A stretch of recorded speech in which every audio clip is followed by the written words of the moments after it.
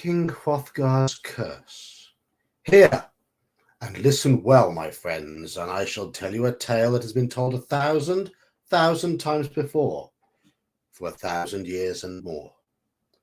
The saga begins when Hrothgar, son of... I've got to check up the pronunciation of these Anglo-Saxon names. I'll keep my finger in this page.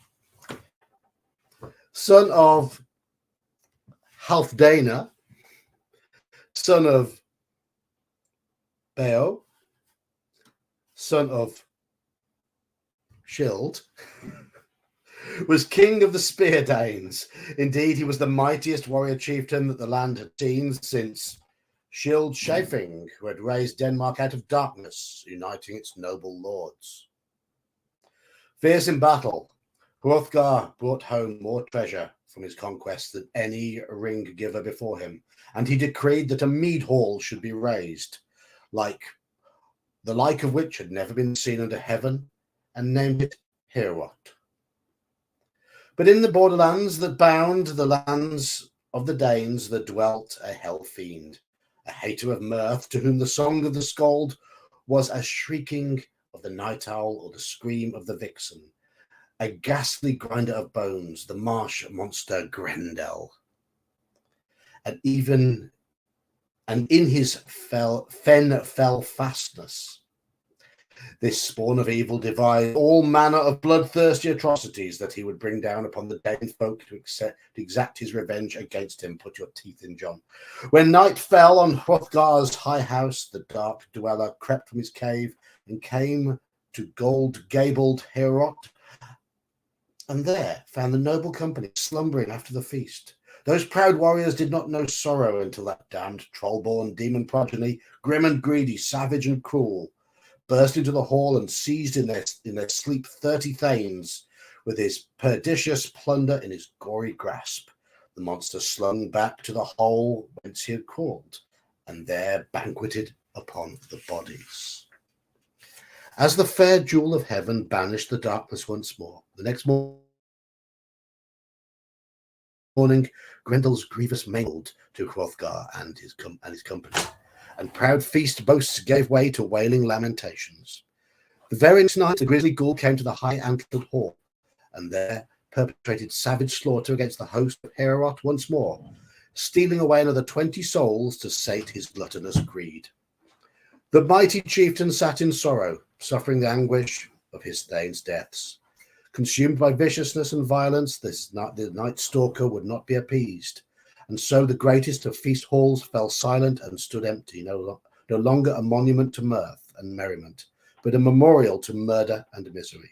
For 12 long years the bitter blood feud continued, until one day, from across the sea, came the one called Beowulf, the Beowulf, the bear, the beast slayer. I thought I'd start with that fine introduction, slightly spoilt by my lack of ability to pronounce the old-fashioned Anglo-Saxon names. How are you doing, chat?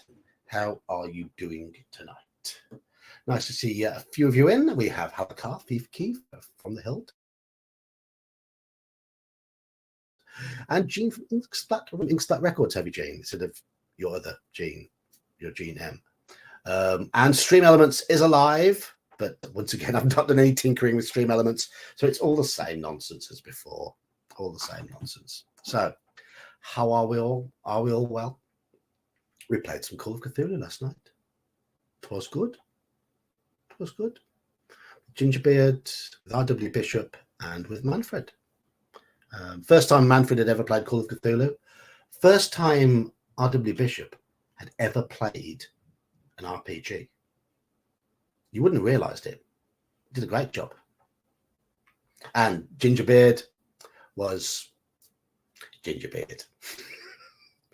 I've played a few games with Gingerbeard before. I know what Gingerbeard's like. And he tried to play differently, and he should have played his usual way. Anyway, it was a good game. Thoroughly enjoyed it. We had to sort of squeeze it into one session. It sort of overran a little. It could easily have spiraled out into a further session, but I tried to organize it as a one-shot Manfred's going away next week, and so we ended it there and then. No, they got arrested for murder. Halakar, they just got arrested for murder. They tried leaving, basically. It was like, bye, we're not having any more of this, we're off.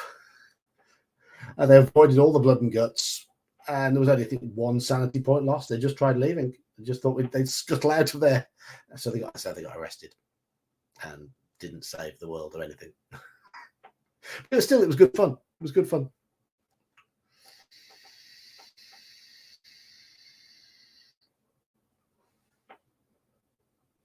Anyhow, I will. It's my own home written scenario, and I will run it again soon for more people on the channel. We'll arrange another time. I'm still tweaking it a little bit here and there, but I think it's nearly there. It's nearly there. Seems to work quite well.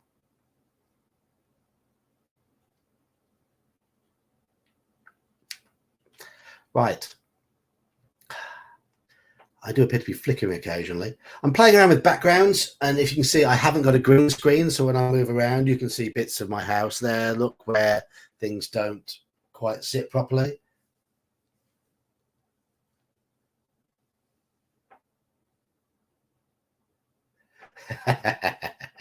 No spoilers, no spoilers.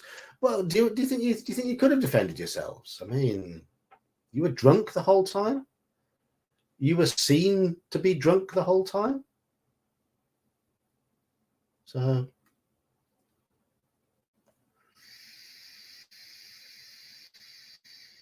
cheers, Manfred. Glad you enjoyed it.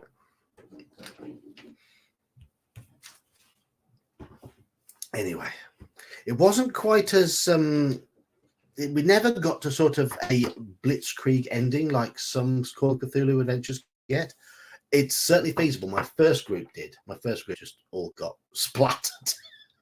But you lot just tried running away. You lot just tried running away. Okay. Shall we begin a bit of Beowulf? This is the book.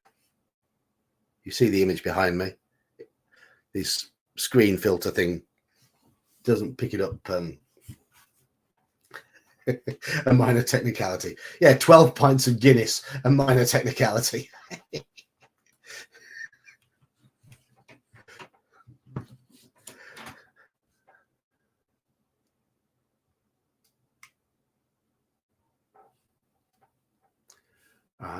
So if I grab an image from the manual of the planes. When I lived in Yorkshire, it was a hobby. It was a hobby. The pubs were always busy.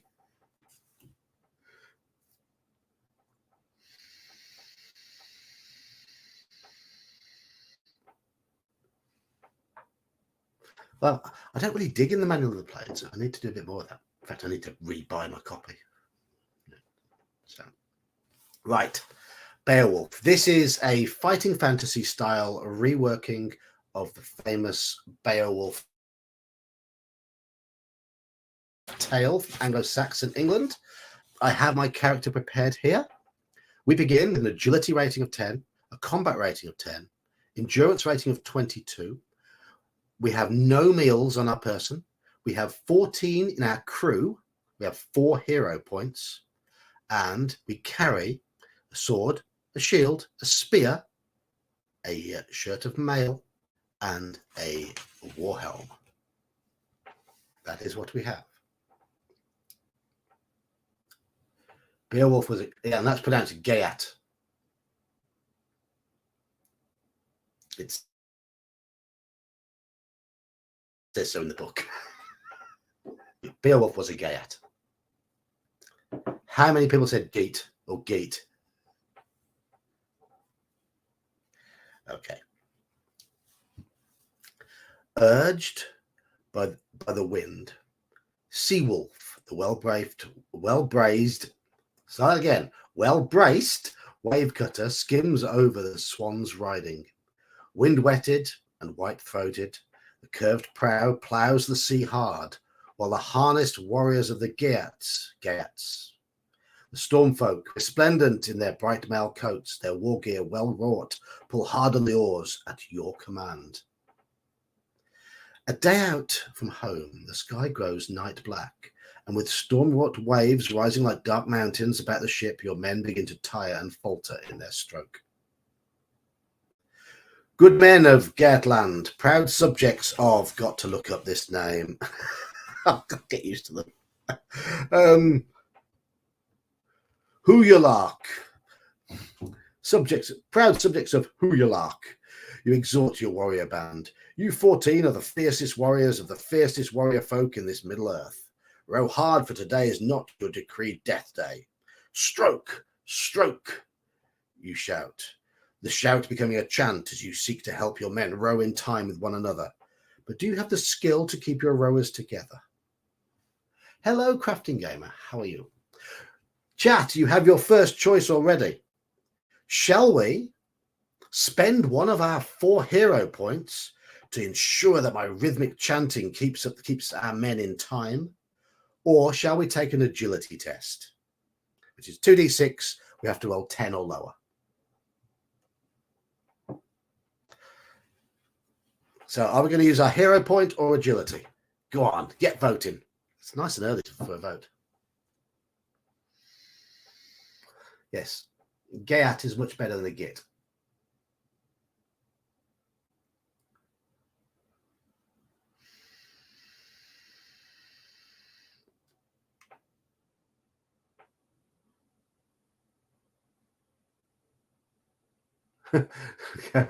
My vape is clearing off the the image behind me.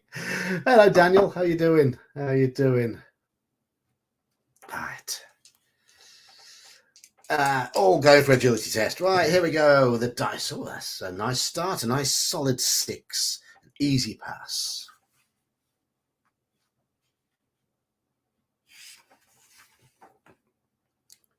You keep the rower's rhythm strong and the sea wolf's course straight and true until wind and waves relent.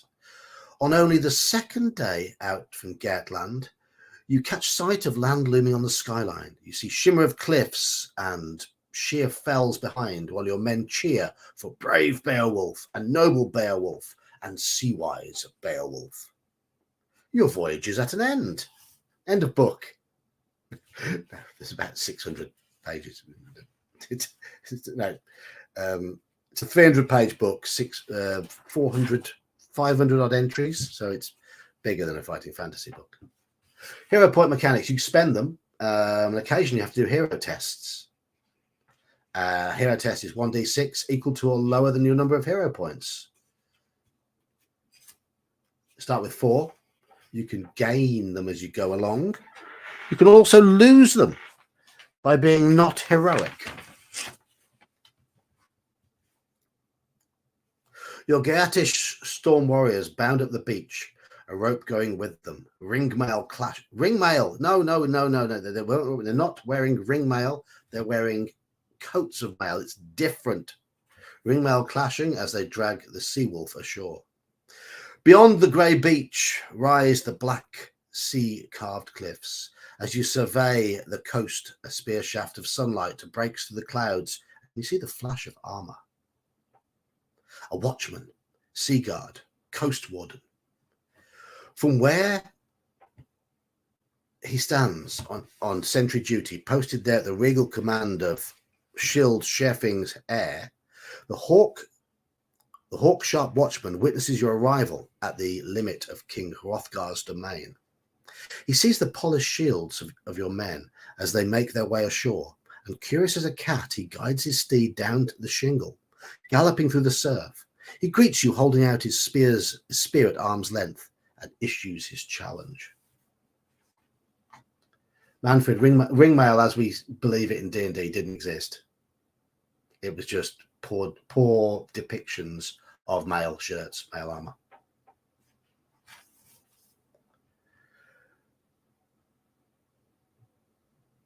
Strangers, you have steered this proud craft through the seaways and come clad as warriors. In all my years as lookout at Land's End, I have never known shield bearers come ashore more brazenly. King Hrothgar has had no word of your coming, so tell me your names and your purpose, or you'll go no further. How will you react to the coast warden's challenge? screen comes back on here. Yeah, it didn't exist, Manfred. It was made up for fantasy purposes. There was no such thing. Nothing has ever been found that was ring mail. It's now believed that they were shirts of mail. It's just the way they drew them. If you want to have an option here to draw your sword or leave our sword sheathed and explain to Hrothgar's lookout the reason for you voyaging to the land of the Danes. So do we draw our sword or do we explain the reason for our voyaging? We have a picture. Picture work. There we go. So do we draw our sword or do we explain why we're there?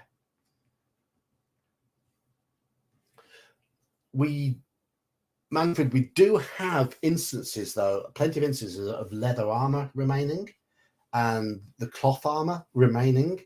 So the fact that we have no instances of a ring mail as such remaining, it's one of those things. It's something where fantasy seems to have just sort of misjudged those images.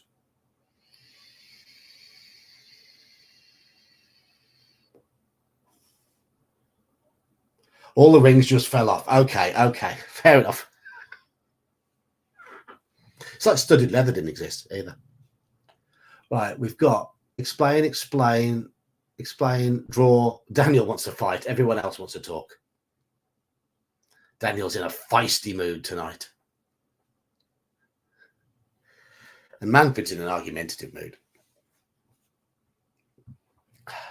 Turn to 339.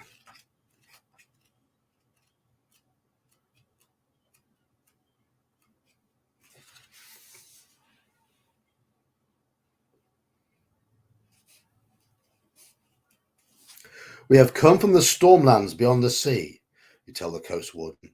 We are hearth companions of the great King Hyulak. I think you pronounce that. It's like a silent G in there.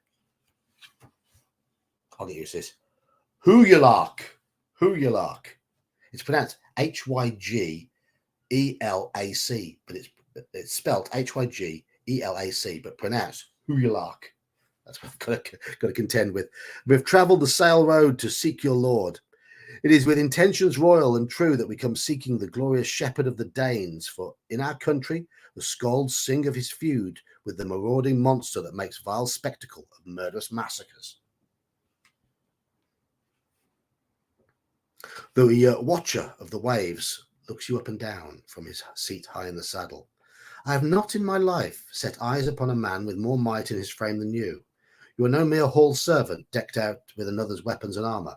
Unless my eyes deceive me, you are a prince among men. You have the look of a hero about you. I am Beowulf, you go on, son of Ecgtheow. These pronunciations. A noble sword thane who knew your king of old. Then, if your sire knew King Hrothgar, tell me, who was Hrothgar's grandfather? Were you listening to the introduction, chat? Because you have the options here of choosing Scyld, Beo, or Halfdana. Were you paying notice to the introduction?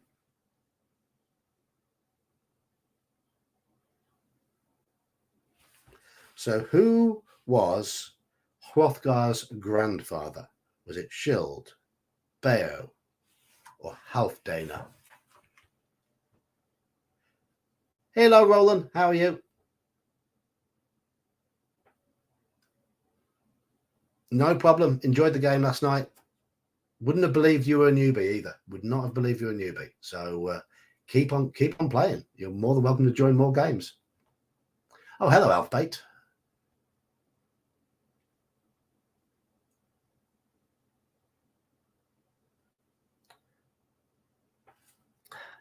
So,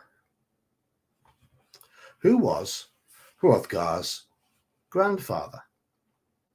Was it Scyld, Beo, or Halfdana?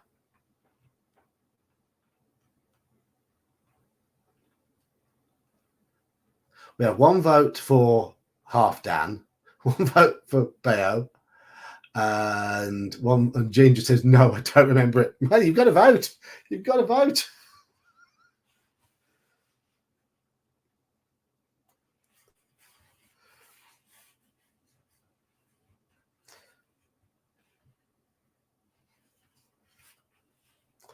Commit. You were getting beer. Yes.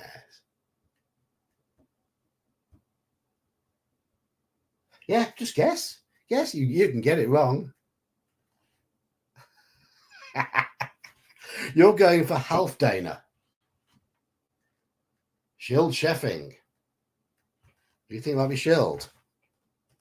Okay.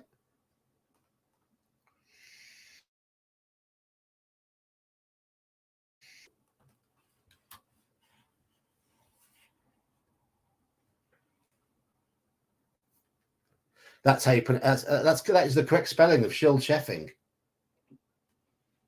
Or sorry, Shield Chafing. It's chafing. So our options here. Who was Hrothgar's grandfather? We have Shield, which is Shield Chafing, which is how Manfred's put it down there. Beow, which is spelt Beeow, or Halfdana, which is spelt Healfdane. You pronounce the E at the end as on all of these.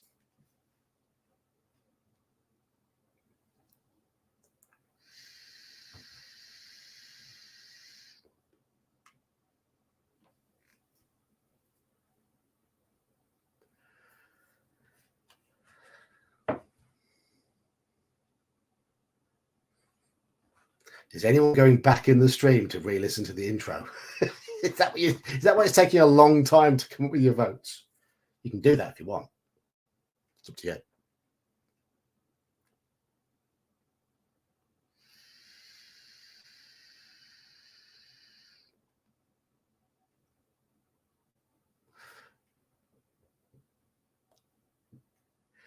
So we've got two going for the Halfdana.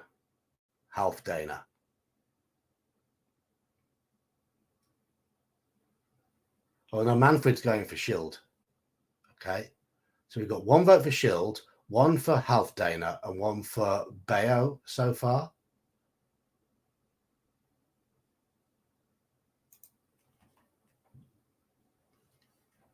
Do you want to type them in? Just to give you an idea. So we've got Shield already, which is SCYLD. There's Beow. You can't chat when your work software's going. And Halfdana is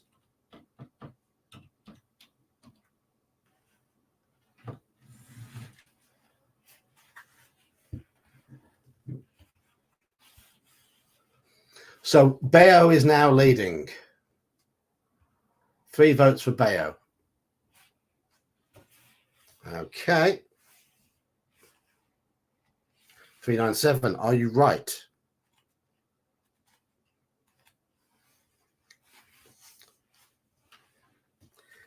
King Hrothgar's grandsire was Beow, son of Shield Chafing, you tell the watchman. I seek audience with the great Hrothgar to tell him that I plan to kill his cursed monster. So take us to his golden hall at once. Lead us to Heorot. You know of Heorot.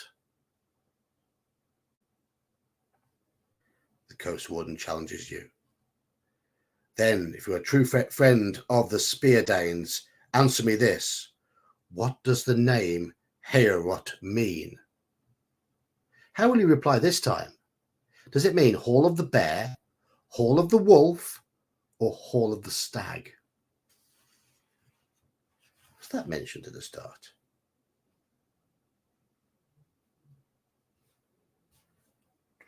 I don't know. I'm looking at this one. I don't remember that one being mentioned.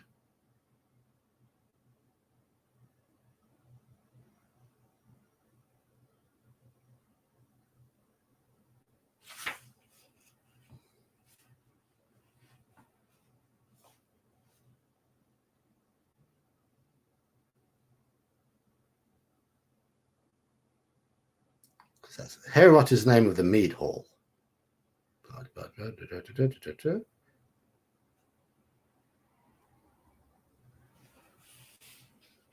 What does Herot mean?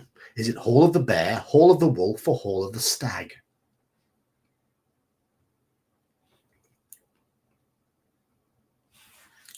I don't ask you whether you've been paying it. Basically, whether you've been paying attention.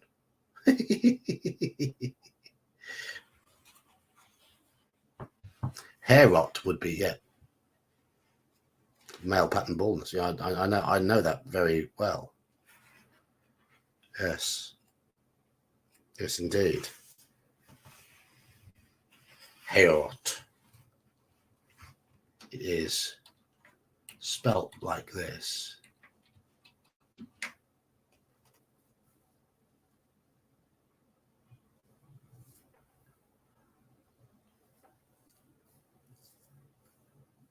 So we've got a wolf and a bear guess so far.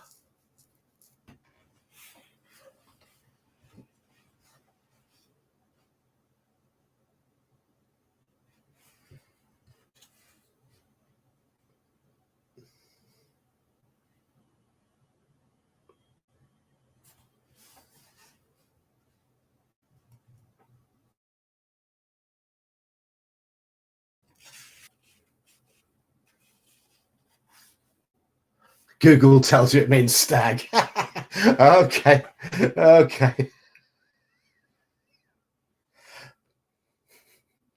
Right. You're all saying lots of stags now.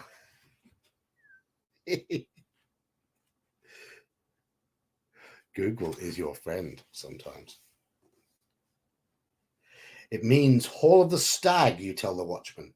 Now lead us there, so we might rid King Hrothgar of his curse. You speak of the curse, the coast warden replies, not moving, the spear still pointing at your heart. But do you know for how long the troll-born bone grinder has tormented us?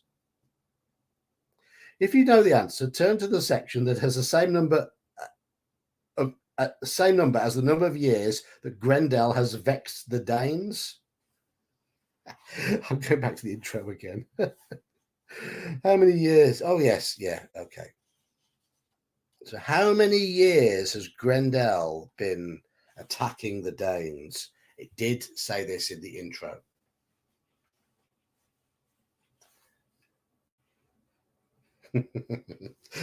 Get yourself off to Google if you can't remember. You got to pay attention.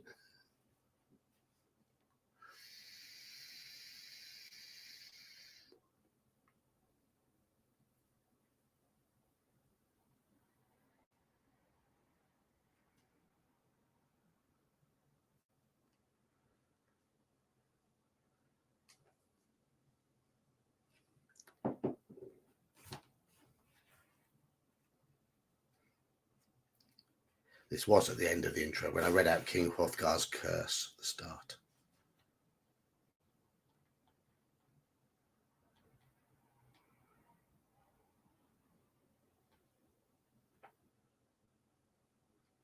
Friday night is for chatting and beer, not a look. Okay, I'm not on beer at the moment. I'm trying to be careful. Belly's been playing up, so I want squash.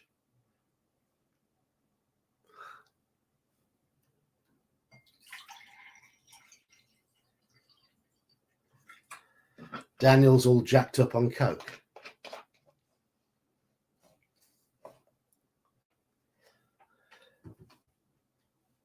So does any of you know, Manfred thinks it might have been 2 years.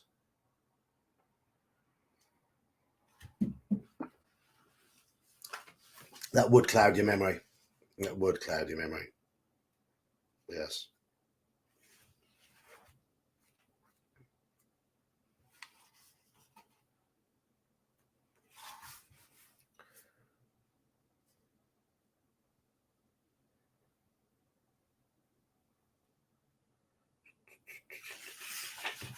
Two of you think it was 2 years.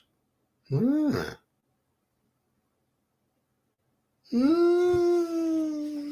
Were you paying attention to the intro?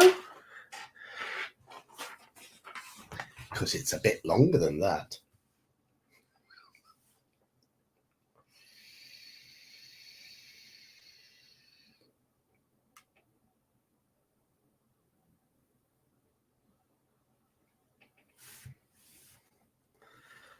If you want to see Grendel behind me there.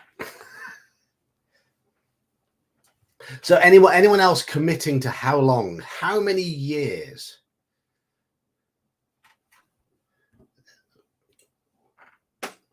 Faith Keith. Faith Keith.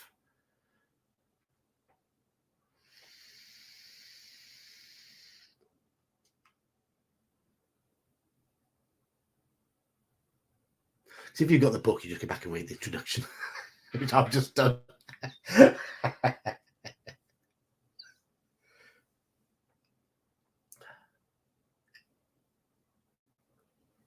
Hi, Justin.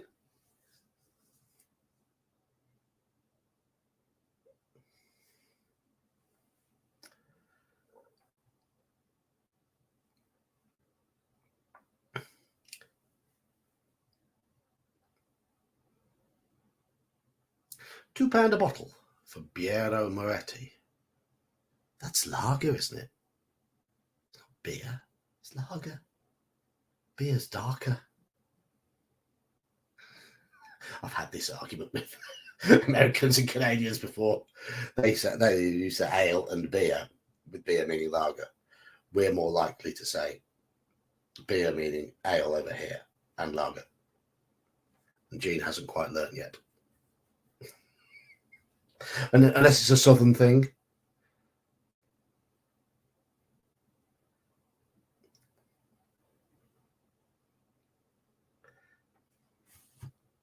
Daniel says 12 years now.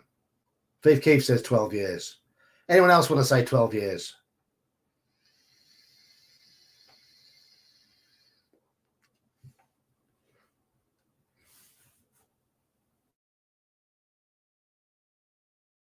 Or the book and just chat amongst yourselves. I mean, that's what you could do.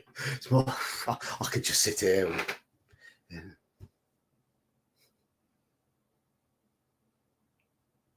I did a lot of this last night when they couldn't see me because my video wasn't on for it. And I was just, they were all role playing away with all their student drinking nonsense. I was just sat here going,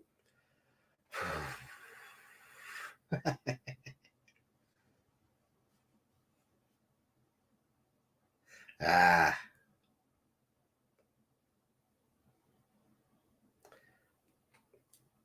We have another vote for 12. Manfred, your memory is failing you.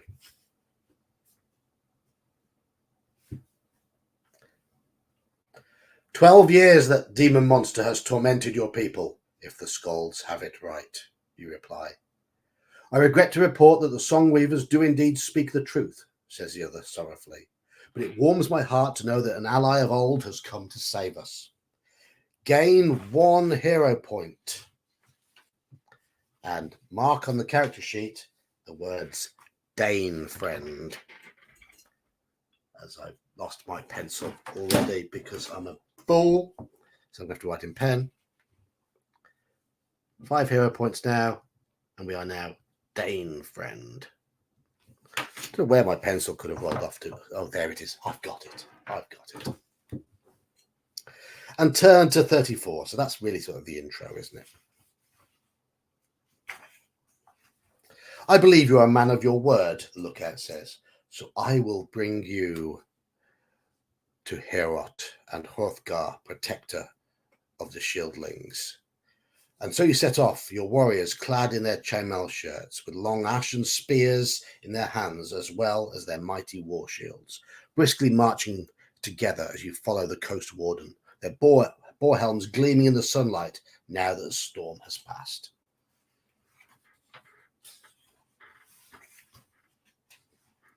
Striding along together, you and your men come within sight of Hrothgar's hall at last.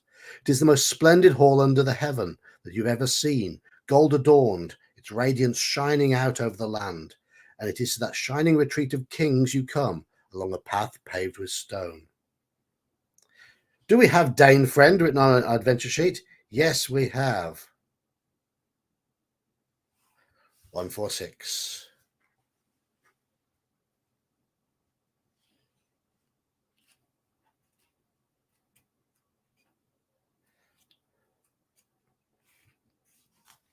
A man dressed in the fine garb of one of the king's thanes stands watch over the gates of Heorot, alongside the guards on sentry duty there. My lord, the coast warden calls from the front of your party, I bring travellers from beyond the sea who seek audience with King Hrothgar. He turns to you, then says, Here I must leave you, for I must return to the cliffs to watch for sea raiders. May the gods smile on you in your great undertaking, and Njord bring you safely back to your brave ship once more. With that, he turns his horse about and departs. Record Njord's favour on your character sheet. Okay, Njord's favour. I am Wulfgar, Hrothgar's herald, calls the carle from the top of the gatehouse. Who shall I say seeks audience with the king? You step up to the gate, spear in hand, and your shield on your arm. I am Beowulf, prince of the Geats, kin of King.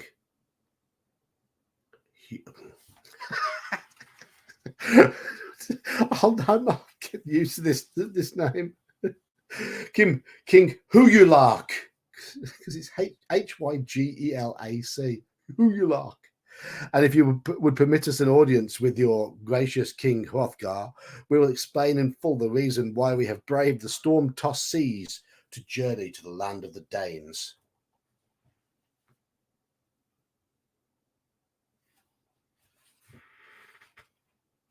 So, did BattleTech steal the name Hrothgar? It sounds like it.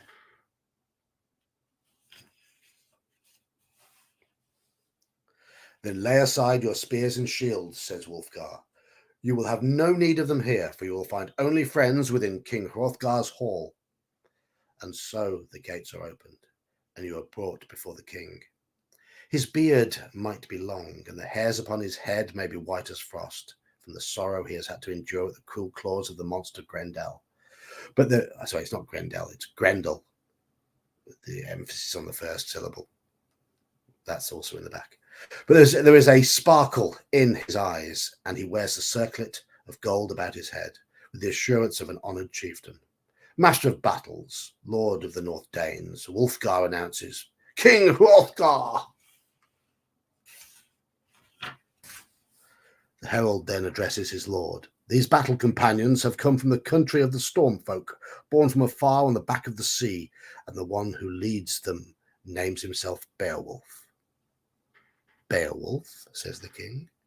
Beowulf is come here? Yes, my lord. I knew him when he was a child. His father.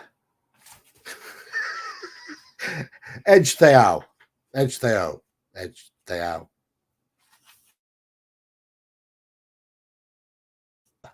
But I have heard the skald sing that now he has grown, he holds the strength of 30 men in each hand. Beowulf, where are you? Come forward. Be welcome here.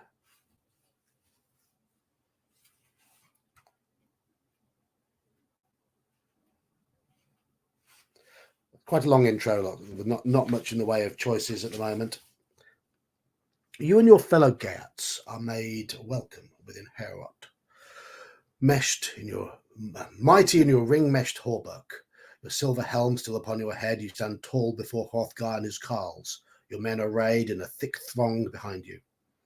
So tell us, Beowulf, says King Hrothgar, what brings you across the Whale Road to our shores? That's a great name for the sea, isn't it? The Whale Road. Remember that.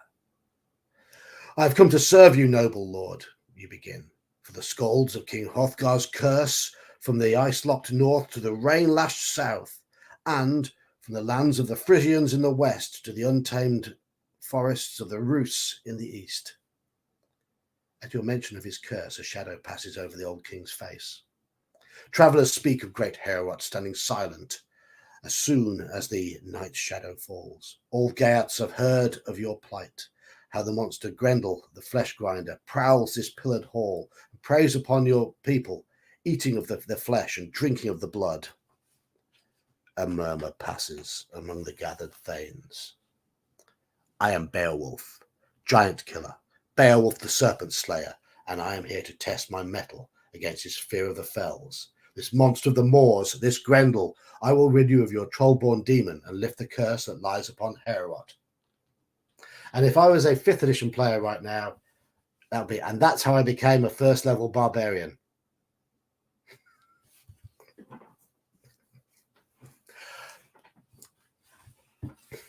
Shush, John. An expectant hush falls over the hall and all assembled within, and then Hrothgar speaks. The gods have blessed us in sending you to our shores, friend Beowulf, and you can indeed rid us of our tormentor. You shall be richly rewarded for this kindness. My company is diminished, and my ranks of warriors too. We're doomed to fall into the clutches of that ogre Grendel, and it pains me to tell you that the many war-bright champions have made the same promise as you have this day, when deep in their cups, emboldened by ale, they have waited in this wassailing place with weapons bone sharp, ready to meet the horror Grendel, with the terror of their own blades. But always it was the same. When morning came, their blood painted the benches, walls, and floor of Heorot, making a slaughterhouse of my shining hall. But maybe this time it'll be different. Come, Beowulf, we shall hold a feast in your honour, and hope that the fare of this the hero's banquet does not coldly furnish forth your funeral feast.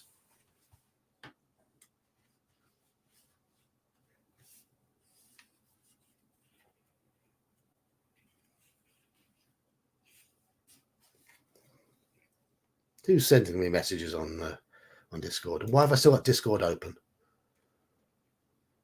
Oh, nothing to do with my channel. Somebody else's channel pinging. Bye Discord for now. Quit Discord. In case any of you attempted to distract me in that way.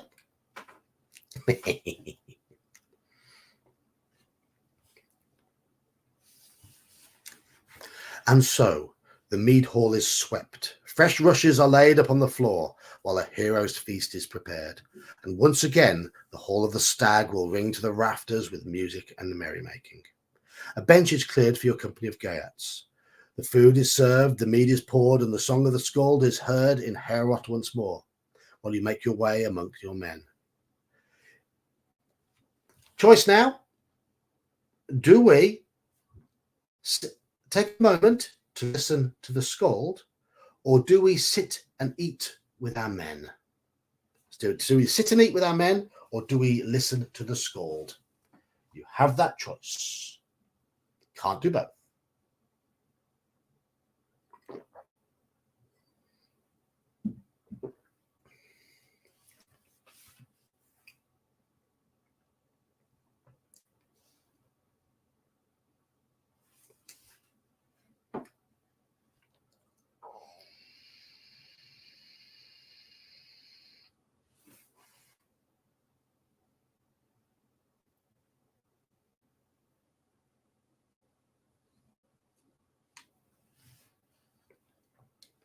Three go for listen. Using a bit of logic there, Christopher.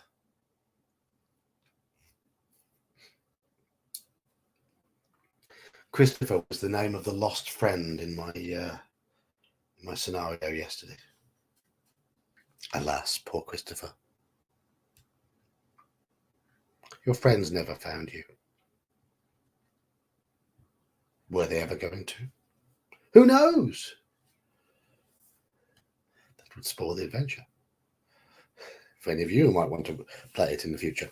Or maybe download it when I've typed it up in about 2030. We'll get around to it. Okay, listen to the skald. 441.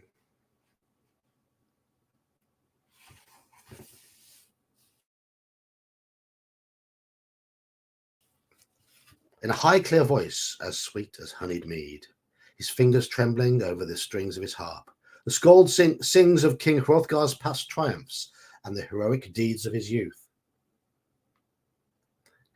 Shall I sing now? No, I'm just going to do a deep voice. And behind the wall of water he found the entrance to the monster's lair. And delving deep, he sought it underground to slay it and seize its treasure hoard. Yeah. That again. And behind the wall of water, he found the entrance to the monster's lair. And delving deep, he sought it underground to slay it and seize its treasure hoard. Wall of water, remember that. But while you're listening to the poet sing, you are neglecting your men, and so taking your cup of mead, you go to join them at the banqueting table.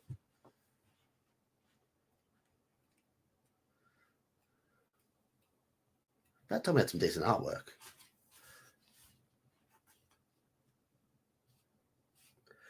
You share meat and drink, Geats and Danes together, filling your bellies with the first hot food you have enjoyed since leaving your sea-distant homeland.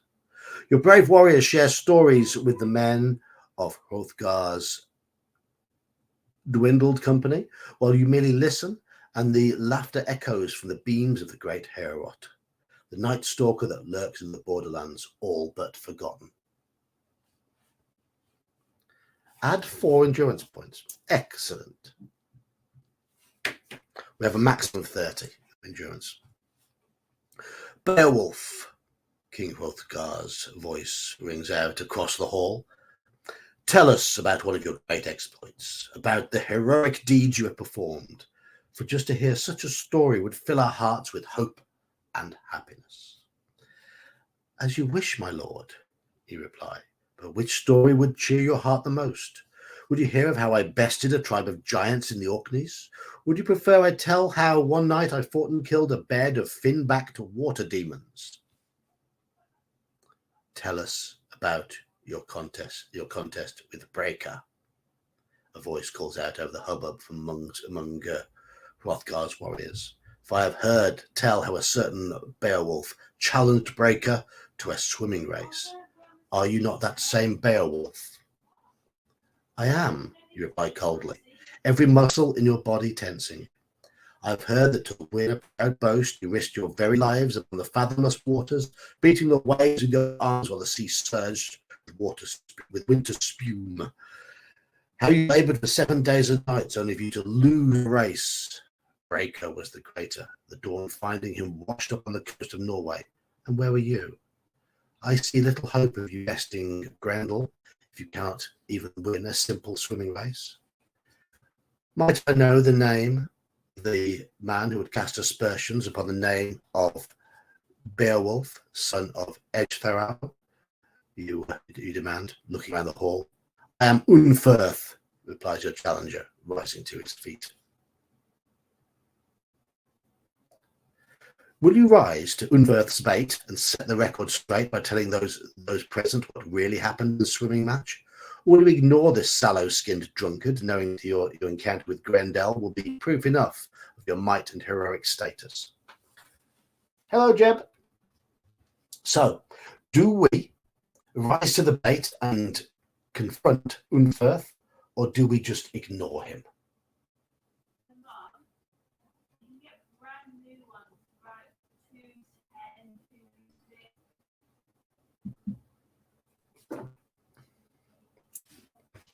I put things in my vape. Over there. Rise to the bait and challenge him. Don't step down, or just ignore him. I hope he goes away.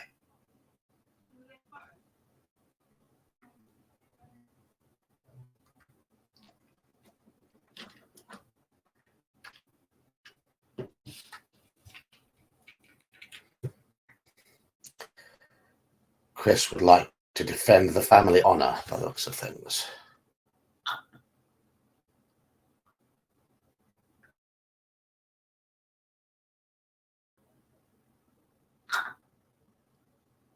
Manfred says ignore him.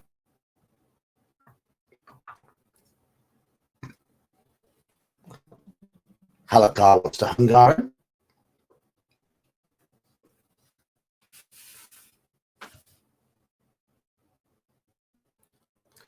Through one at the moment.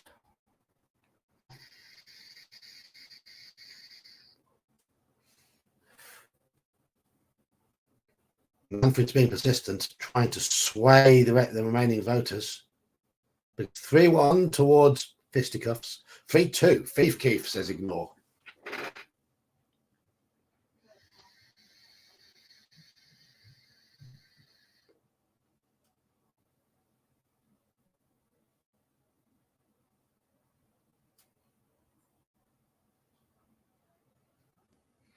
Any more votes?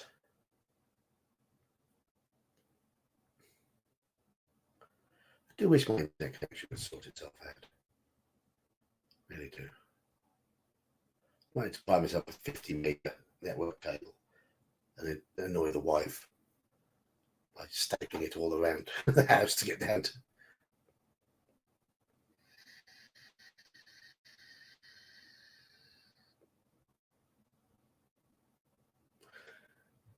I certainly wouldn't be trusted with a drill after the wall. That's not happening.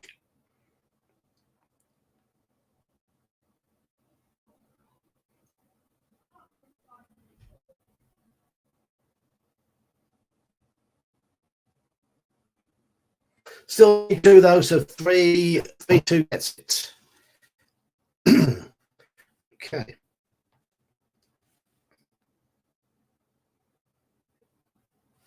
4-1. We are challenging him.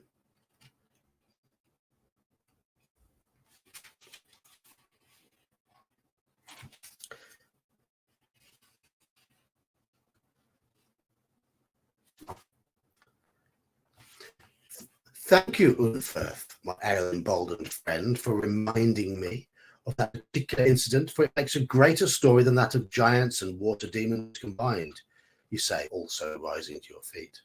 I too have heard that Breaker brags that he bested me in that race, but I know that it was I who had the greater sea strength, that for days I endured a struggle beneath the waves that would have seen the end of him, and I will tell you of it now. Make a note of your current agility, combat, and endurance scores, okay? And turn to 251.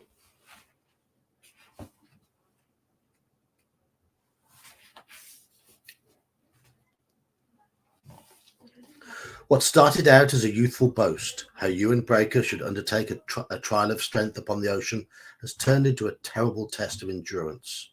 You and Breaker have been swimming for 5 days now, swords in hand, so that you might defend yourselves against whales and other denizens of the deep. But after so many days at the mercy of the wild cauldron waves and the icy chill, your muscles are beginning to tire. Okay, so now we actually adjust how the story happens here. Do we use a hero point to make sure we actually won the swimming race, or do we take an endurance test, which I'm just looking up now? Just let me check how an endurance test works. Right, an endurance test. Roll 4 dice. If the total is equal to or lower than our endurance, we win. Our endurance is 26. So if you'd like to do the mathematics,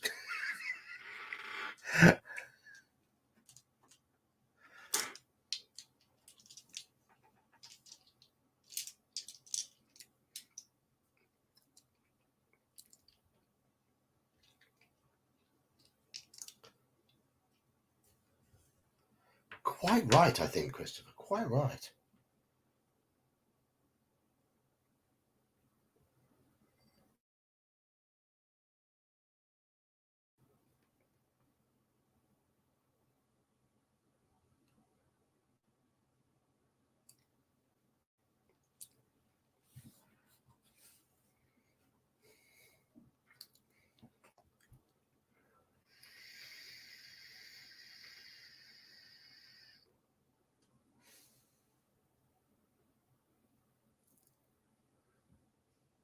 Ooh, big thunderstorm in it's Texas where you are, Halakar, I believe. I know you're southern USA. Texas, something around that area.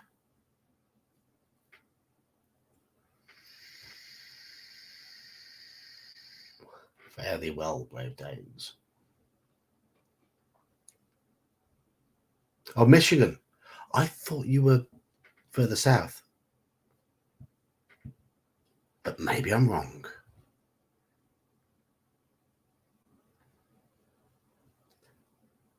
Ah.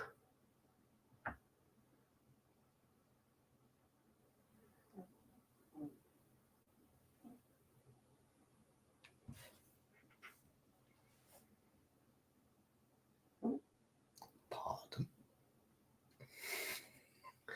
Right, so we have one for going for the endurance test at the moment, and everybody else is not bothering to vote. So endurance test or hero test. That's endurance test or use a hero point. Those are the choices.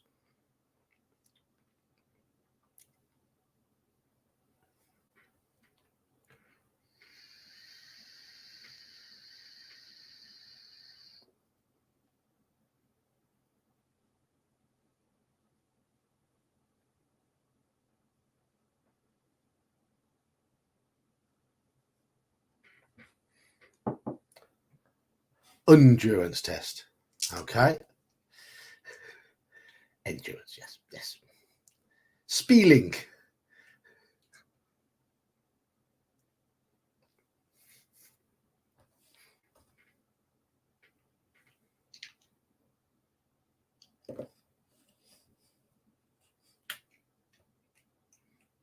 Your Fidginger's not playing ball.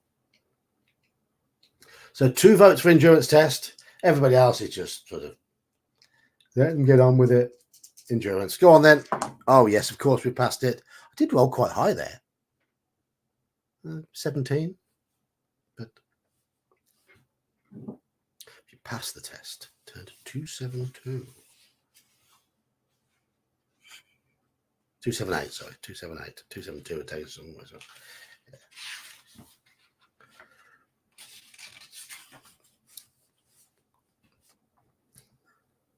Despite the cutting cold in your swim-weary state, you hold your own against Breaker. He cannot break away from you, nor you from him, and so matching each other stroke for stroke, you plough your furrows through the sea. But then a storm rises over the ocean with all the hate fury of hell herself.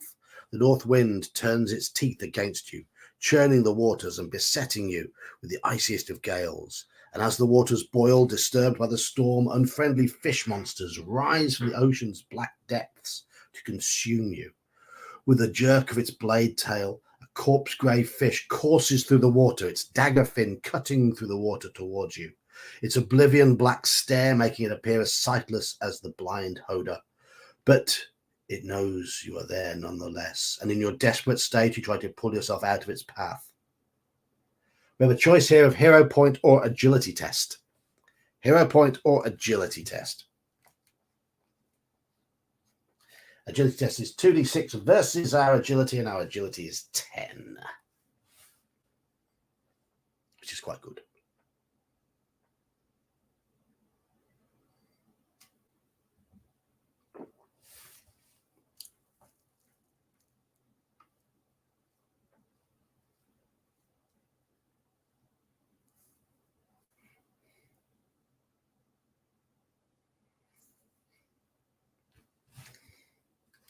So you got a choice.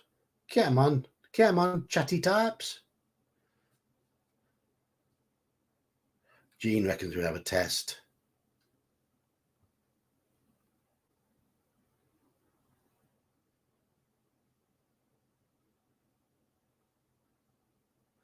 Jeb, you're miles behind on the stream.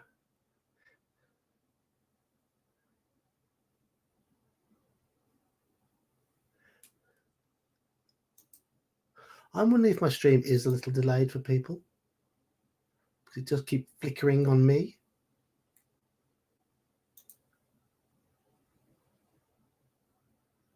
I'm just checking it works okay in another window.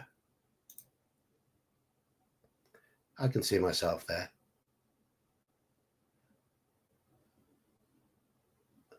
There is about a 10-second delay of me going to YouTube.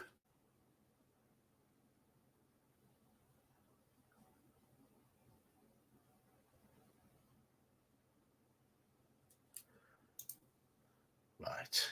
Anyway. So, I need to mute myself on the other one. There we go. No, we can't use a hero point after we fail. We get the option of using a hero point instead. So we've got 2 votes at the moment for an agility test, and just one. We've got one for using a hero point.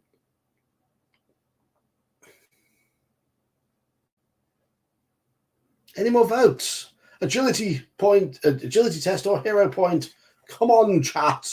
Come on. I know it's delaying a little bit.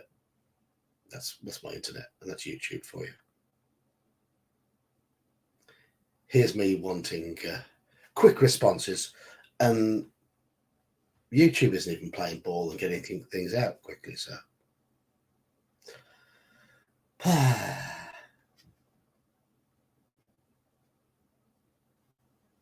Jeb, you're miles behind, Jeb. Tell Jeb he's miles behind. Somebody. About 20 minutes behind, 30 minutes behind. So we're on 3 for agility test and 2 for hero points at the moment.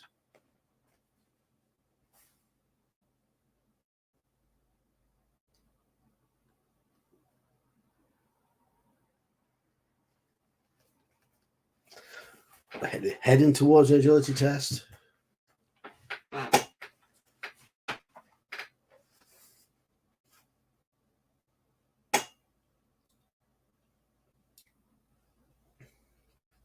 Jeb, you're lagging. Right, we're doing an agility test. Dice.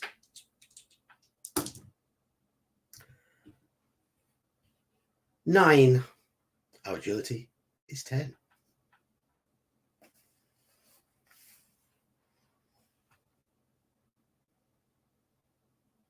Pass the test, turn to 64.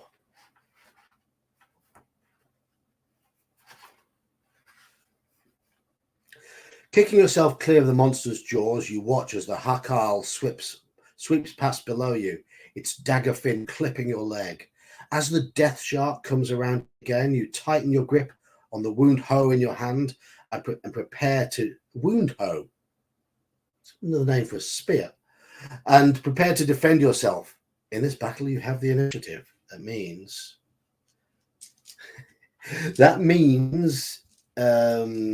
we get +1 to our combat. It says you have the initiative. Okay, here we go. To show you the dice, we're using these nice dark solid ones, and the monsters are using these sort of flimsy see-through ones. 8-6, we win the first round. We've got a 4-point combat advantage. So 7-4, we win the second round. 5-7, we still win that one because we have that 4-point advantage. One more. Oh, 2-7. Oh, wow. Double ones for us. Okay. It has hit us.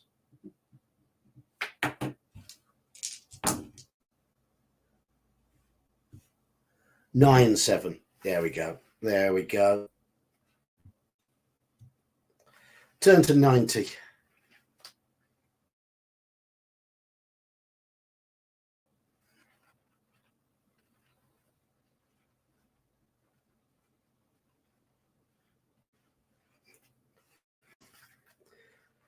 Dark blood clouding the water.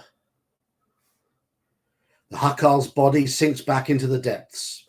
As you watch it descend into the night black abyss, you see other white-fleshed things darting up from the darkness, attracted by the death scent of the flesh-eater. The throng of monsters writhe towards you, spiraling through the water in search of flesh. You're going to have to defend yourself once more. Do we now spend 2 hero points to escape this predicament, or do we choose not to spend hero points? So to escape these, cost us 2 hero points, or do we choose not to spend hero points? So hero points, yay or nay?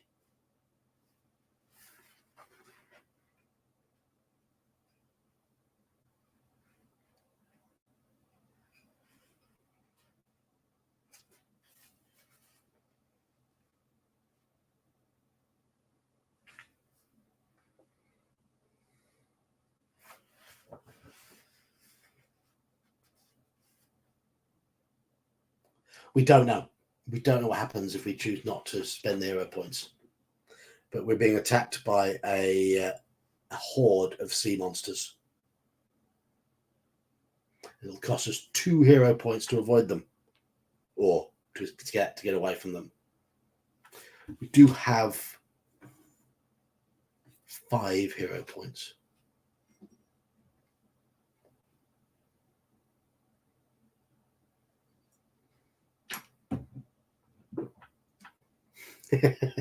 Jeb, refresh, catch up. We've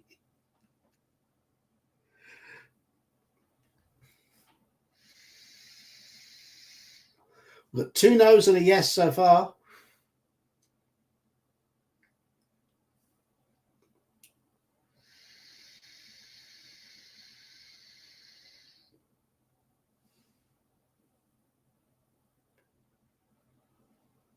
Three no's and a yes.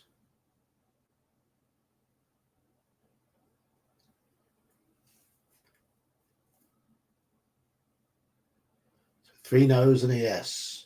And it says there's 6 in chat, and Jeb's lagging by about 30 minutes. So he won't be voting. Well, we'll see Jeb's vote in about 20 or 30 minutes' time. So no has, no, okay. Turned to 126.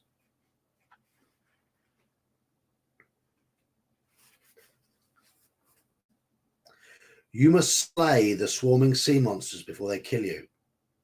In this battle, you have the initiative, but you must fight them all at the same time. Okay.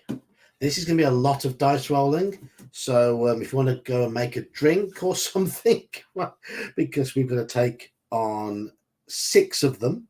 There's a sea serpent, a scaly fiend, a fanged horror, demon fish, spine beast, and writhing eel. This could take a little while. Oh, we've got a big advantage, but they're going to cause some damage along the way. Okay, I've rolled 11 on my dice, which takes me to 22, which means I wound the first one, and the others can't hurt me, so I'm not going to roll for the others. And that's how I'm going to do it, because it's quicker. Oh, the dice are wonderful. Double 6 on ours. That's another wound on the creature. Keep going, dice. Uh-oh. Okay, that gives us 16. So we have tied 16 versus 16 with the sea serpent. In the event of a tie, both get hurt in this book. And if I roll 9 or higher for the other creatures, they hurt us. That's another wound against us. It's another wound against us. Okay, so we're so far down to 19 stamina.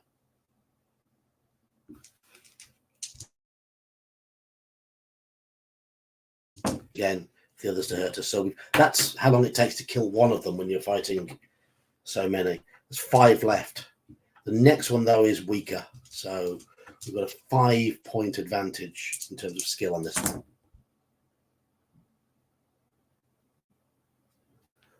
Ooh. Well, we have hit it, but the others could hurt us. Yeah. So we're on 15. No. That one's hit us. That one hasn't. That one hasn't. That one hasn't. So they are slowly whittling us down, the buggers. That puts us on 17. Okay, we should beat them all. 17. Yes. But this is slow going. This is very slow going, a big fight like this. 18. Most of them are going to need double sixes now. We've killed the one we're facing.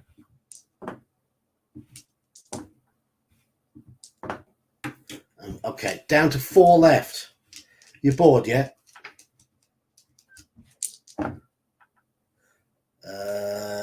17. We've wounded the one we're up against. And none of the others have got us.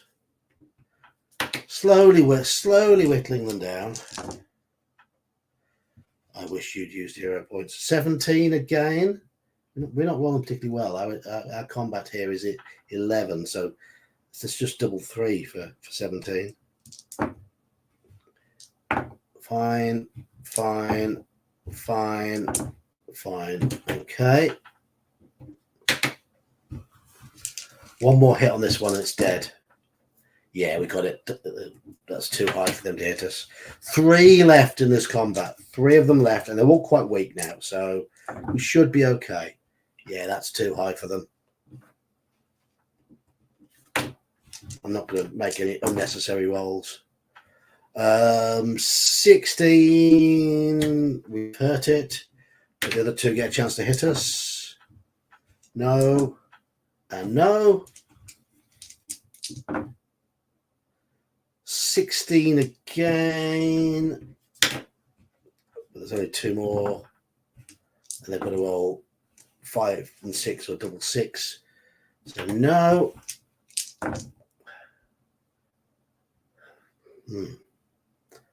17.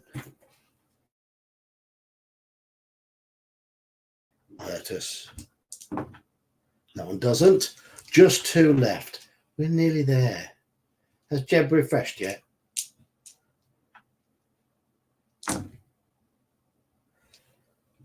That's too much for it to hurt us, and too much for the other one to hurt us as well. Good.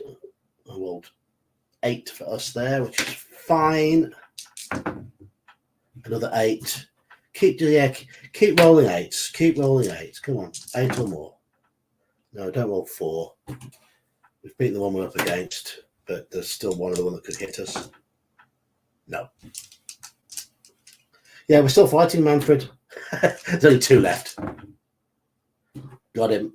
The other one can't hurt us. Last one now. This one should be over pretty quickly. Yes.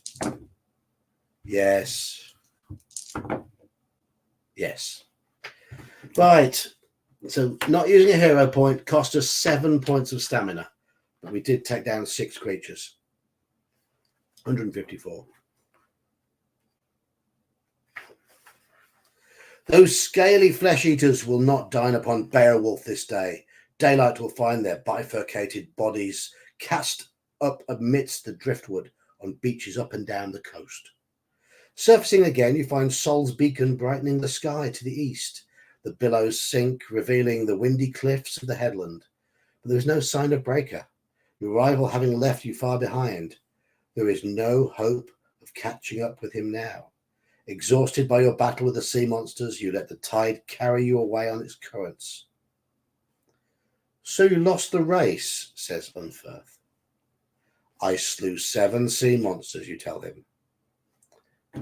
Make a note of this on the character sheet. Okay. 7 sea monsters. Not even a whisper has reached me that you have ever survived such a perilous encounter or any such deed of daring accomplished in your name.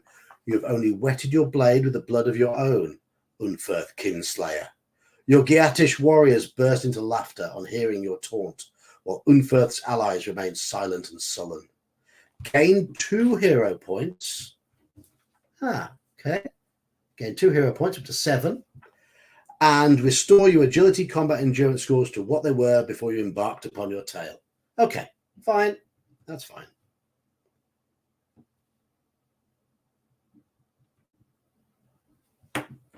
So it was, yeah, it was just to do the tale. That makes sense.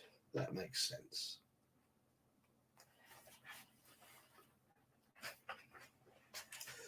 Hrothgar's gold-panelled hall echoes with the laughter of heroes, while the music of the harp fills the air and warm words are exchanged. There is much mirth and merrymaking within Heorot again. Hrothgar's radiant queen. I've got to look her name up. This is, yeah. It might as well be Welsh. Wealhtheow. Who called her Wealhtheow? Rises from the king's table and passes through the hall, mindful of the courtesies expected of her, welcoming your Geats, this peerless flaxen-haired lady. She offers the mead horn to her lord and master first, then to the old men and young sat at their benches until she comes, her arm ornaments glowing in the light of the rush lamps, to you. Her regal beauty rivals even that of the goddess Freya. Thank you, my lord, she says. Her voice is soft and sweet as the lilting melody plucked from the harp strings by the poet skald. I prayed to the gods to send us a man, a hero, who might be relied upon to aid us in this troubled time, taking pity on us in our plight, and sent us you from across the deep water way. She offers you a brimming vessel. Here, bold Beowulf, join us in our toast to your coming victory over the hag-seed horror. Good name. Will you accept the cup and drink, or will you politely decline, having heard the powerful the mead of Hero is, preferring to keep a clear head for the battle that is to come? So do we drink, or do we refrain from drinking? Drink or no drink? Jeb! Somebody poke Jeb.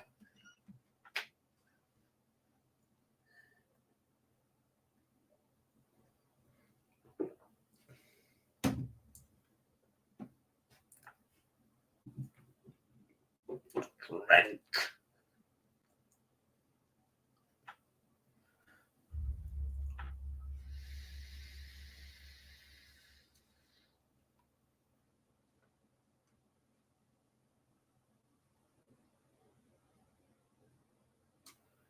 Everybody's saying drink. Jeb will say drink in half an hour's time. I know he will.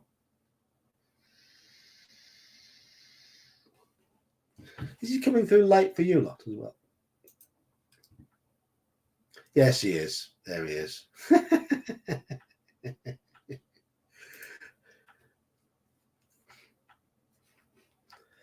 I need to make a exclamation mark Jeb thing. Something about his tardiness. Right. Accept the cup and drink.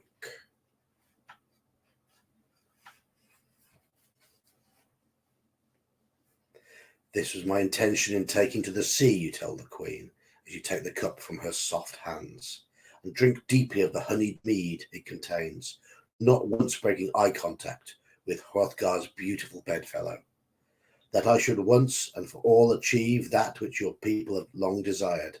I shall slay the monster Grendel this night, or in Heorot meet my end of days.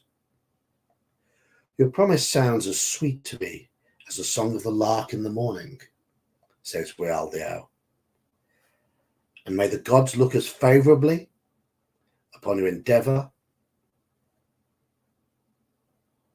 as they did so graciously answer my prayer. Add Wealhtheow's blessing to your adventure sheet. Okay. Wealhtheow's blessing. Any of you want to hazard a guess as to how Wealhtheow is spelt?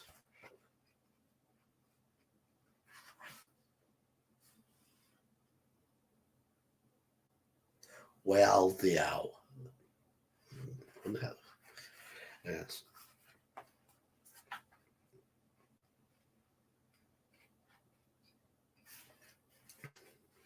As the evening draws on and the rushwicks shrink, Hrothgar becomes anxious, certain that the hell-cursed tormentor of his people will be approaching through the darkness from his marshland home below the brooding fells, now that night drowns everything in shadows.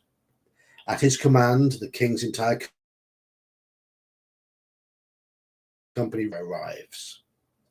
Sorrow-aged Hrothgar turns to you and says, "Never have I left Heorot in charge of another as I do now.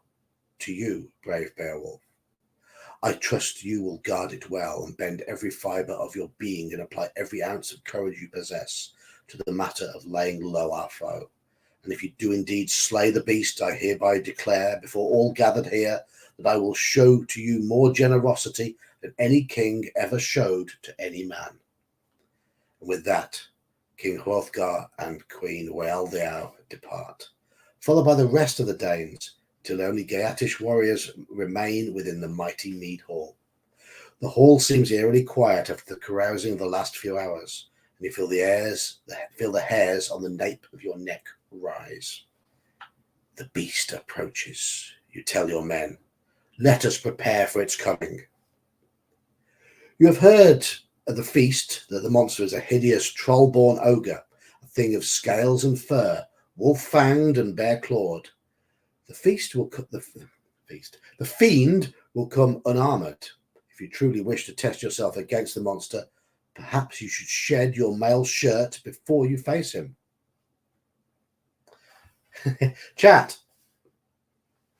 do we take our armor off, or do we keep our armor on for the fight against the Grendel? Bare-chested or clad in mail? Up to you.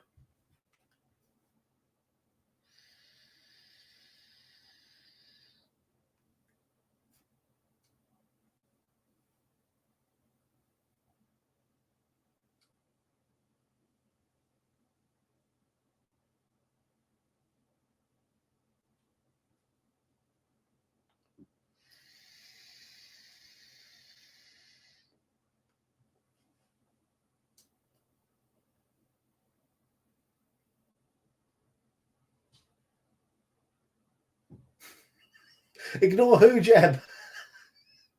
Forgotten who that was. Oh, that was the big mouth person. Yes. Wonder when Jeb will get to the point where I start mentioning the fact that he's lagging. It's going to be soon, hasn't it?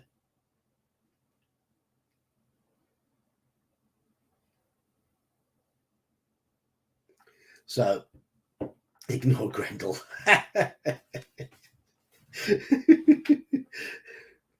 So we're keeping our armor on.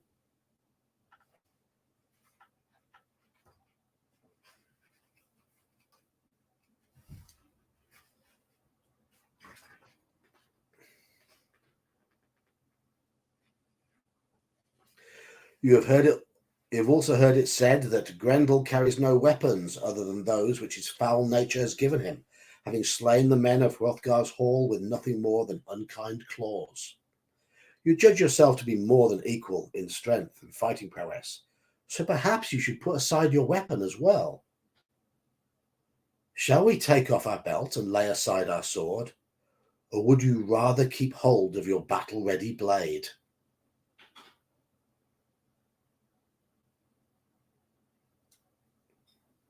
Lay down our sword or keep our sword.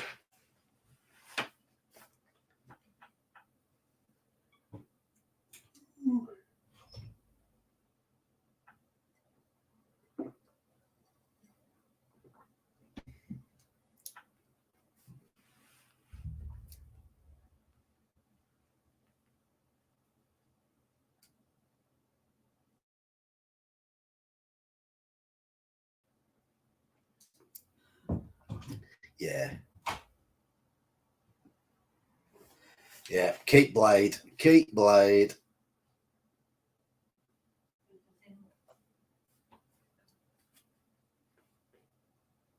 Turn to let's sit forward. So I was leaning back, speaking loudly, but I think my wife's coming to bed now, so I'm gonna Oh, there's a nice little bit of artwork there.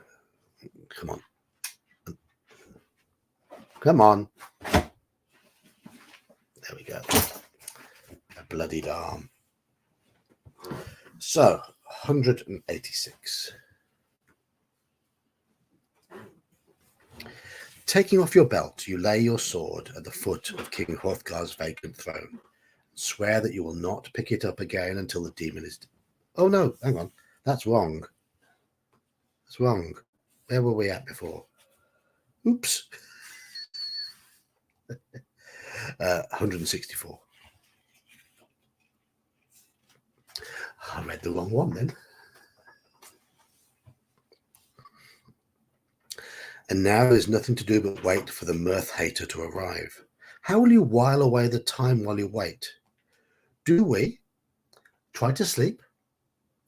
Command your men to sing songs to raise their spirits? Or do we simply sit and wait in silence? Try to sleep, sing songs to raise spirits, or wait in silence.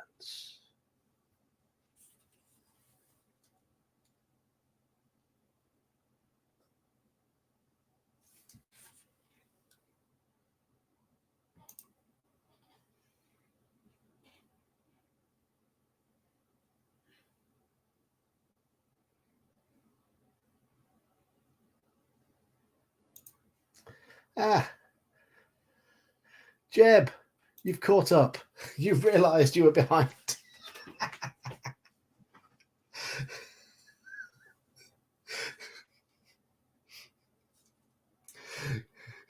After the stream, go back and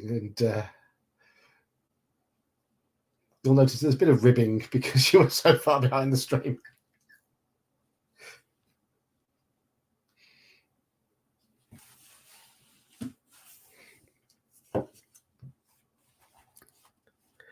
Okay, singing songs, 462.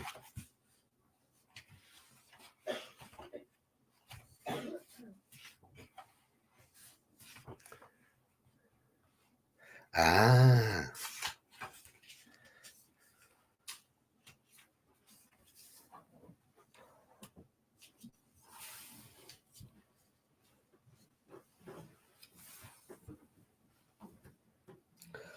At your behest, the men start to sing bawdy songs of the women folk they have ravaged on their raiding jaunts across the sea. Songs passed down by the poets from skald to skald, of monsters slain and heroes fated.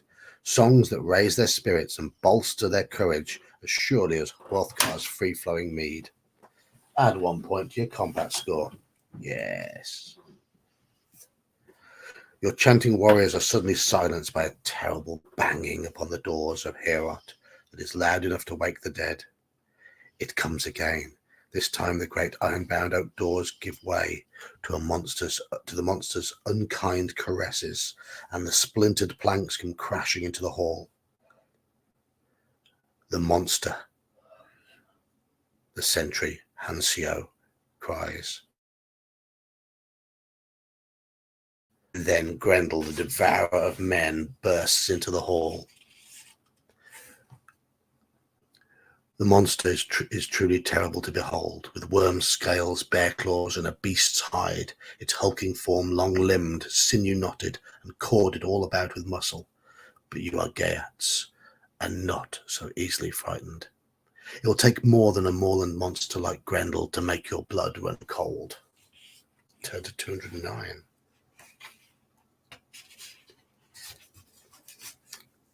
The rushlights suddenly flare and burn anew with a greenish flame. There is fell magic at work here.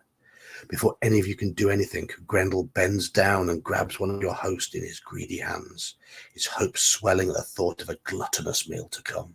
The troll-born Night Stalker tears the man in two, as you might tear apart a steaming chicken carcass.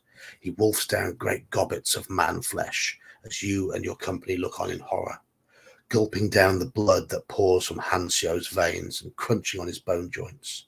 Soon there is nothing left of your brave kinsman, the monster having eaten him whole, right down to his hands and feet. Deduct 1 from your crew score.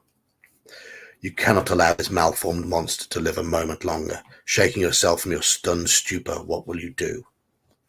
Do we order our men to attack? Do we hurl a spear at the monster? Do we attack the monster with our sword? Or do we engage Grendel in unarmed combat?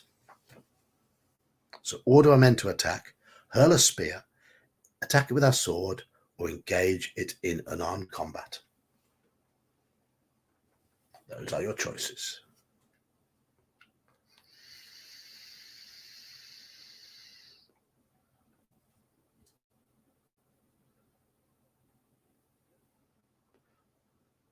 Fight him and bite and stick my sword in his ear.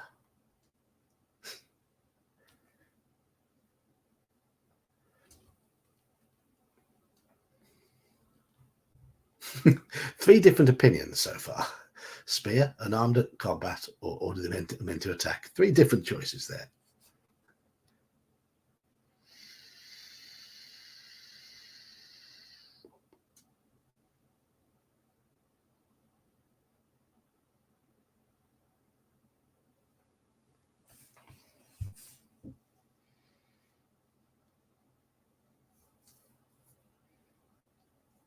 Any more votes?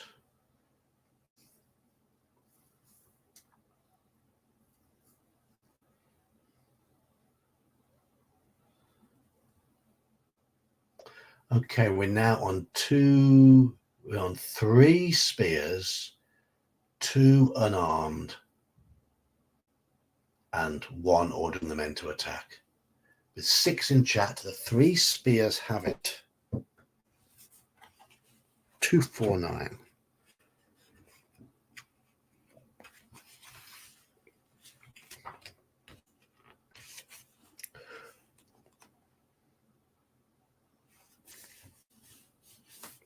Wasting no time, you seize a boar spear from one of the weapon racks that stand at the side of the hall, and tensing your throwing arm, biceps bulging, you hurl it at the unnatural beast. Okay.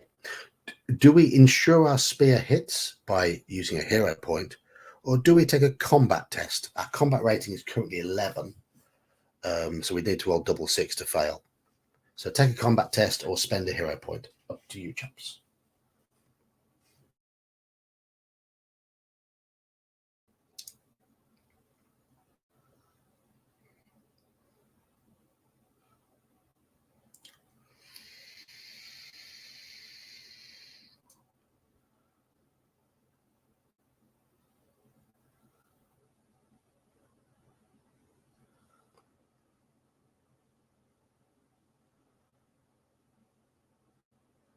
Three are going for the combat test, 2 for hero points.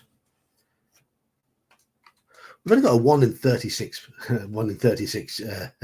chance of failing. Okay. Okay, no, don't. Okay. I rolled a 6 and a 2, so we're okay. That 6 was worrying, but the other dice came up as a 2. 2, 6, 9.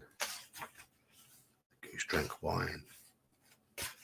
Lucky chew tobacco on the streetcar line. That's 3, 6, 9. The spear hits the monster and manages to pierce the flesh of its shoulder, penetrating between 2 fishy scales. Roaring in pain and anger, the torches flaring in response to its blood rage, the monster rips the boar spear from its flesh.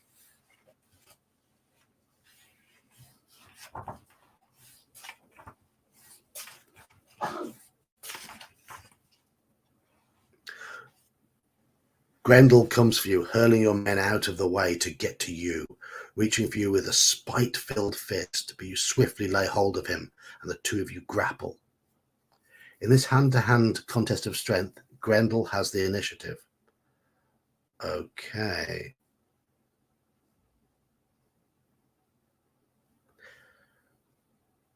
Right. We have an option to spend a hero point now, or we can fight.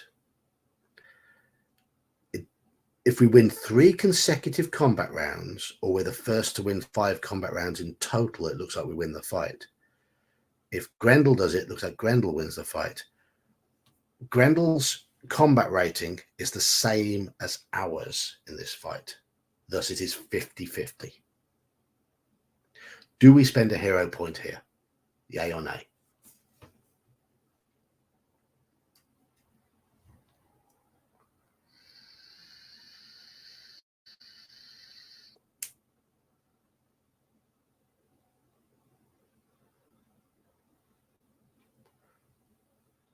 Two voting for hero point. Jean wants to go with the dice. Daniel goes for hero point. Christopher goes for hero point. Jean, you've been outvoted.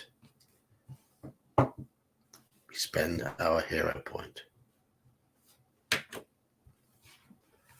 Thief Keith just icing on the top. Yes. Oh yes. 469.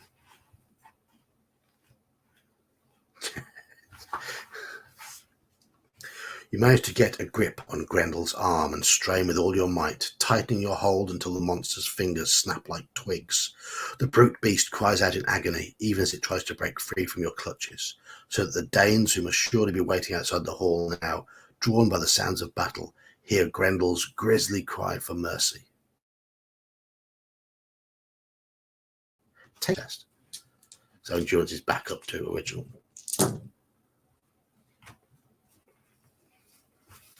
Yeah, we've passed. It can't fail it. 498.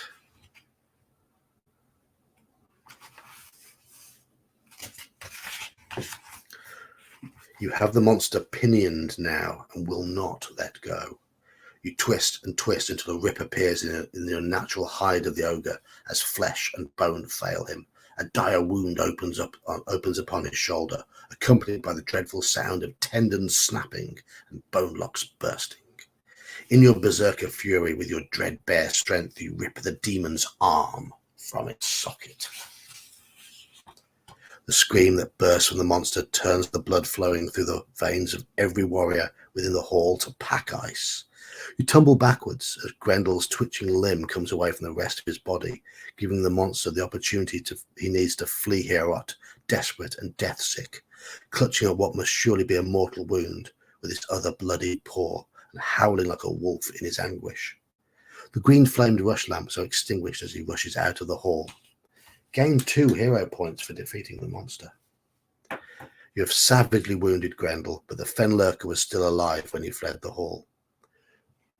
Do we set off in pursuit, or do we stay where we are to recover our strength, certain that the monster is not dead? If the monster is not yet dead, it will be soon. So do we pursue it, or do we stay where we are?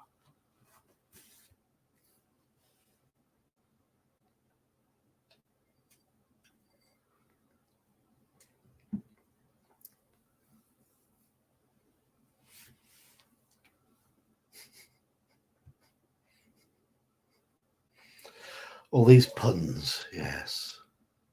Yes. Very punny. Well, we think it'll die soon.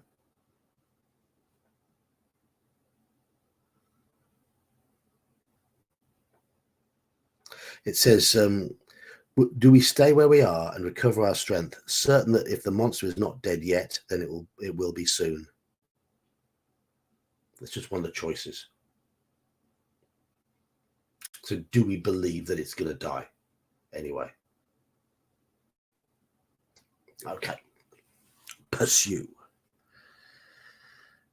194. 194.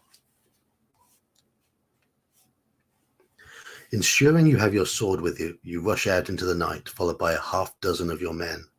By the light of the full moon that hangs overhead, you see the blood trail left by the fleeing Fenlurker glistening like oil upon the ground, and the deep indentations of the ogre's footprints. You have no intention of letting the murderous visitor get away, and so you mount the horses that the Danes hurriedly bring you from the stables and set off after the wounded Night Stalker. Despite being mortally wounded, the monster moves as fast as a wolf and is able to keep ahead of you. The only signs you have that you are still in pursuit are the blood-spattered trail it leaves behind it and the plaintive howls of the monster that cut through the waning night. You have soon left Herod far behind, and pass from the cultivated fields of Hrothgar's people to the untamed moorlands where the wild things are. But before the beaten track peters out entirely, you come upon a wayside shrine. If you want to stop and make an offering to the gods, okay, maintain pursuit or stop and make an offering to the gods. Those are your choices here. Continue pursuit or stop and make an offering.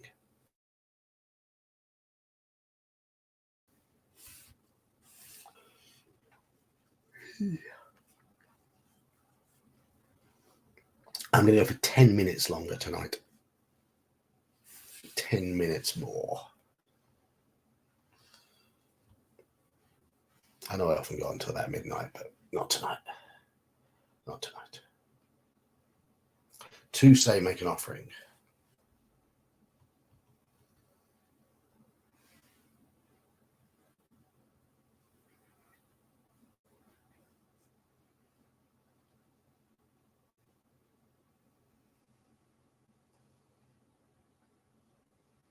Make an offering or continue pursuit.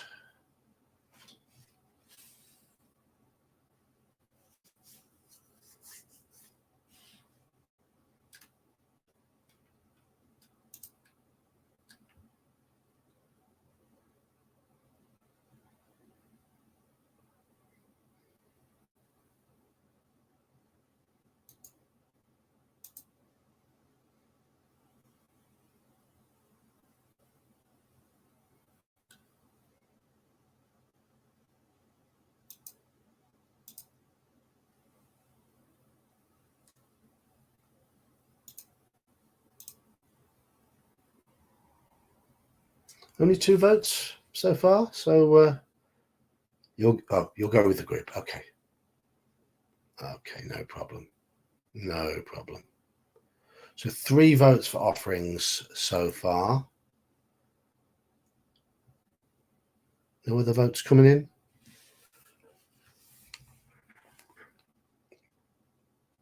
$174. Offering the gods your great strength, swearing to rid the world of monsters, you beseech the gods to help you in your hunt, and one of them answers. Record Odin's favor on your character sheet. Ooh. Rising from your knees before the shrine, you remount your horse and set off again after the fleeing monster. Roll the d6. The number is odd. No, it wasn't. It was a 6. So if the number is even, 3, 4, 2.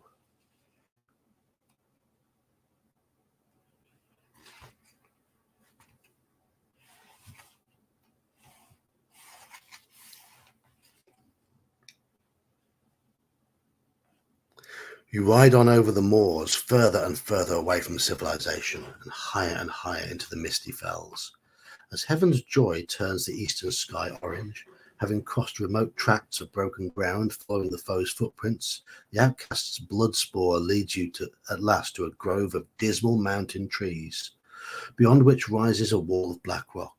A waterfall cascades over the dark cliff face into a boiling pool beneath. This is an evil place. You can feel it in your bones. Looking at the troubled waters of the lake, you see that they are becrimsoned, death-daubed, boiling with the blood of the death-sick Grendel. There is no doubt in your mind that the fiend staggered back into his fen lair and there cast himself into the pool, letting hell claim his accursed soul. There's nothing more for you to do here. Turning your steeds around, you and your men leave the dark pool and its secrets to the water snakes and fen monsters, and make the long ride back to King Hrothgar's hall. Record Dark Mere on your character sheet, okay? Dark Mere. And we turn to 382. It's quite evocative, this, isn't it? It's quite... these are some awkward words at times. They're trying to mimic the Old English style, isn't it? The next day, the chieftains come from many leagues distant to see the arm of the tormentor hung within the hall, proof that the monster will trouble the land of the Danes no longer. Beowulf, Hrothgar says, as the two of you stand side by side, gazing up at the terrible bone-spurred claw. Best of men, I cherish you now in my heart as I would my own blood-born son, and you'll be well rewarded for what you have achieved. The king's retinue brings us all manner of marvellous items. There's a battle banner embroidered in rich gold thread. There's a mighty metal smith-wrought helmet, a silver corselet, and a jewel-encrusted, rune-bound sword worked in gold as well. But still the treasures come as a team of ostlers lead 8 war horses with gleaming bridles into the hall, and one of the mighty steeds is saddled with Hrothgar's own war saddle, studded with precious stones. And last comes Queen Wealhtheow, bearing a torque of twisted golden wires in her slender hands. Dear Beowulf, take this collar. It is a Danish heirloom. Wear it and become as famous for your valour in battle as for your mind worth. You may choose 3 of the 6 gifts that you've been offered to you. Okay? Banner, helmet, silver corselet, rune sword, war horses, or the golden torque. Pick 3. Oh, John, you'll never be a Geat, and you'll never see your home again. Oh, Birmingham, so much to answer for.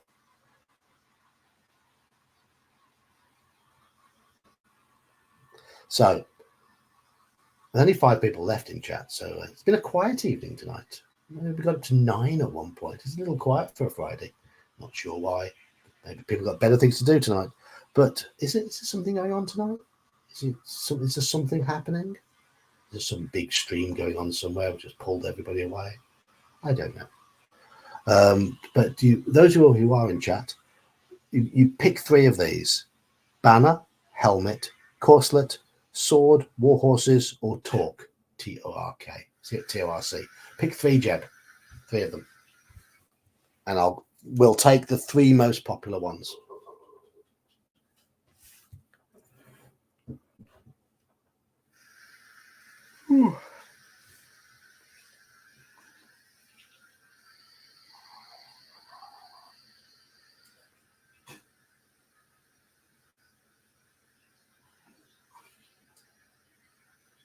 That's okay. Is it a bottle of whiskey, was it, Chris?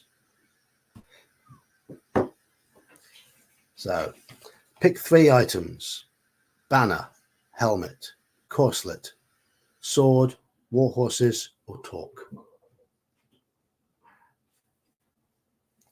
So we have torque, helmet, sword,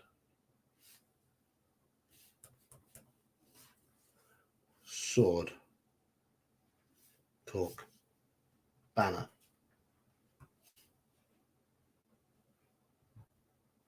War horses, helmet, sword.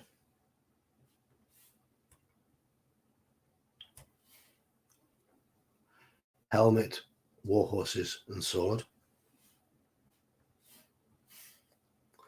Okay.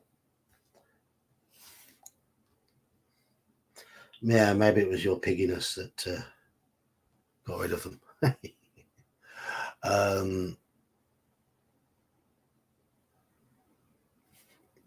Right, from the votes we've had so far, we are taking the helmet, we are taking the sword. I want you all to vote for 1 more. And those that are the options here are war horses or torque, because they're the ones that came joint 3rd. So everyone in chat, vote.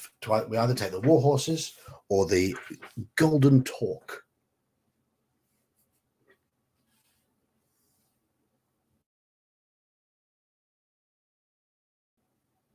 This is a tiebreaker. Oh, okay. Christopher's coming with a vote here.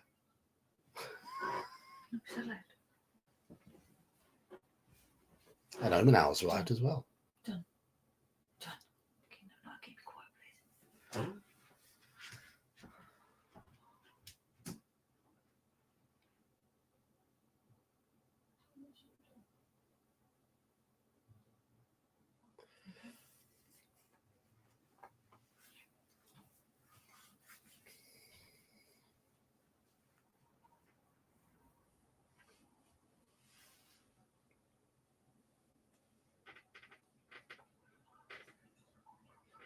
Looks like we're taking the talk.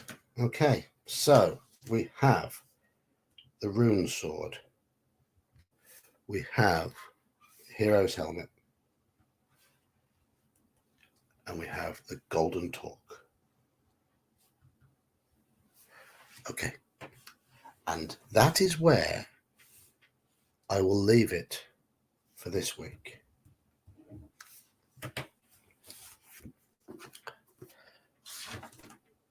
My family are all going to bed. It's 11:30. I normally go on a little bit later on a Friday, but I've got work tomorrow. Family are all in bed. They haven't stayed up this week, so best to probably call it there. So thank you everybody in chat. So you've joined in just as we're finishing, Manal. I'm very sorry about that. We've been going for an hour and 50 minutes. So yeah, I'll be back next week. We're playing games tomorrow. We're playing OSE in the afternoon. Jean's running it, and I think Jean's running it. And is it Jean's turn, or is it? No, sorry, Mercurius. No, sorry, Mercurius. We're playing OSE tomorrow, 2 p.m. UK time. It'll be either Jean or Ginger Beard running it. I think Jean's running it tomorrow. And then I'm going to be running some MERP in the evening. I'll stream again next Wednesday and next Friday. And I will arrange another run through of my Cthulhu scenario for anyone that wants to take part in it, because it's going down quite well. So as much testing as possible is good. Right.